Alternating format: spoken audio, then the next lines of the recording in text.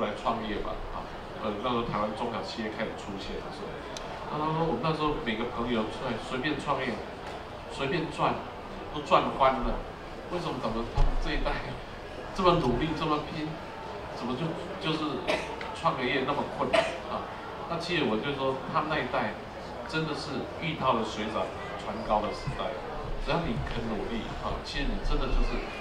很明显就是有成就哈。那所以那时候很多那时候格言我们现在不用啊，最典型的一个例子就是一分耕耘一分收获嘛。现在有谁在讲这个一分耕耘一分收获啊？那这个很多东西真的都不用了啊。其实就是那个逻辑，你在现在生活里面你没办法引起共鸣，可在当年真的可以引起共鸣啊。那所以这种情况之下，其实这个也就是说，我们是刚好抓到这个光荣的最末的尾巴，所以其实比如说台湾这个富裕权的，我们有机会就念大学，好的大学这样的一个情况，只要努力就可以读大学。那在过去是你可能家里的经济，像在上一辈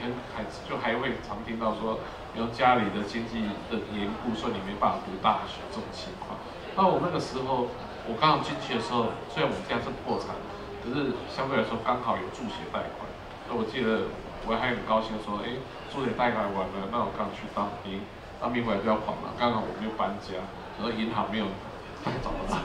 因为的确上班以后理论上领薪水，按照企业是说要来通知的，结果就上班第3年的时候突然来催缴，还好有存款了哈。但是我就说。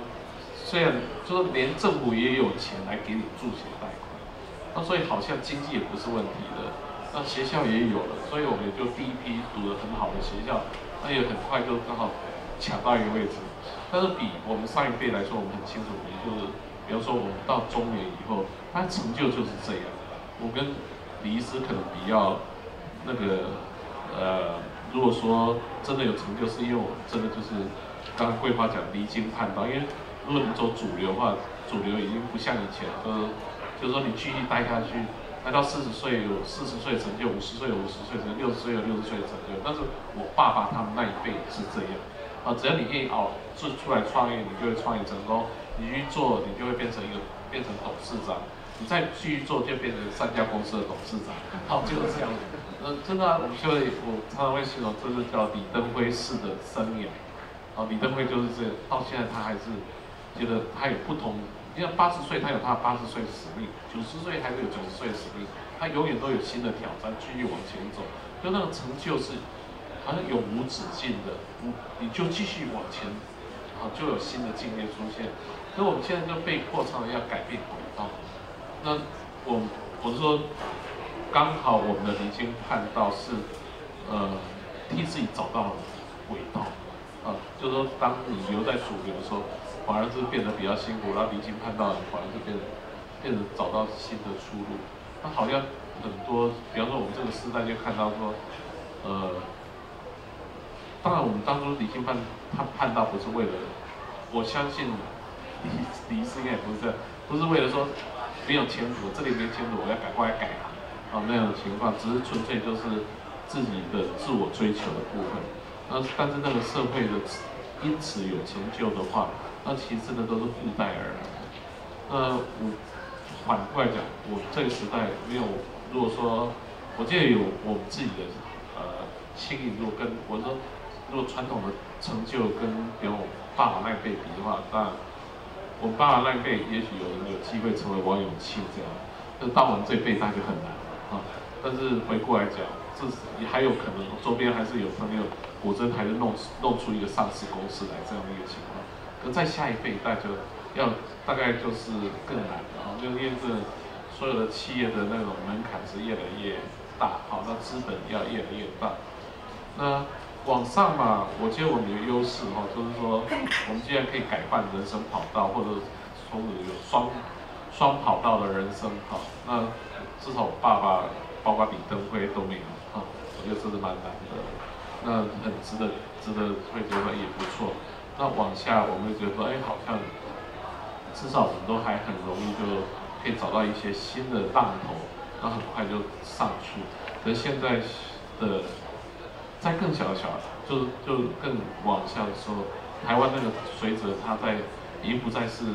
离开世界代工厂那个位置越来越远的时候，它该扮演什么角色，其实是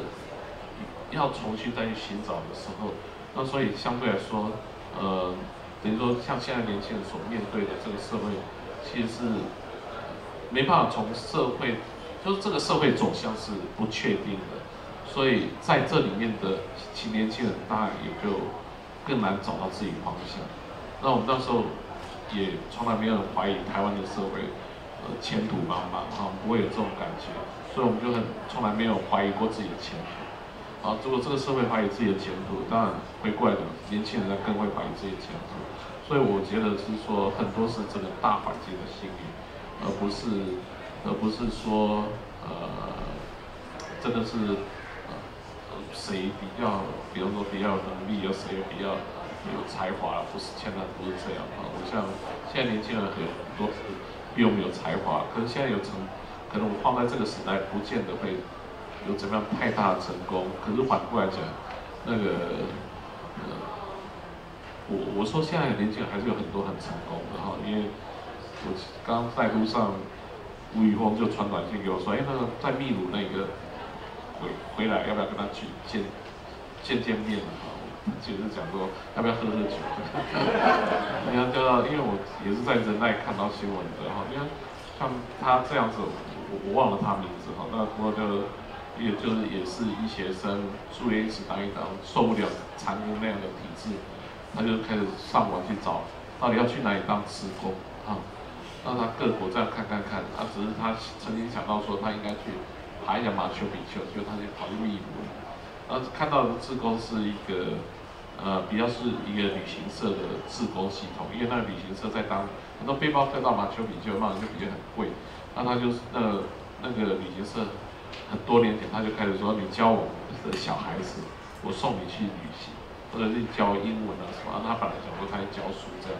他去了才知道说这已经10多年前很理想，可是现在其实当事人已经赚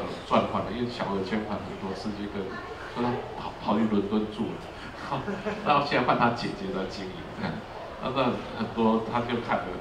就很不爽，他就跟一些同时的志工就跟他抗议，要给压力，要求他改善。然后后来他们最后也不是很愿意改善，后来干脆也不敢再继续征求小额捐款，就有点结束。然后换他们一群人就再重新组织，所以台湾去的这个家伙就变成当地的领导啊。那所以事实上很年轻，才30岁而已。我说像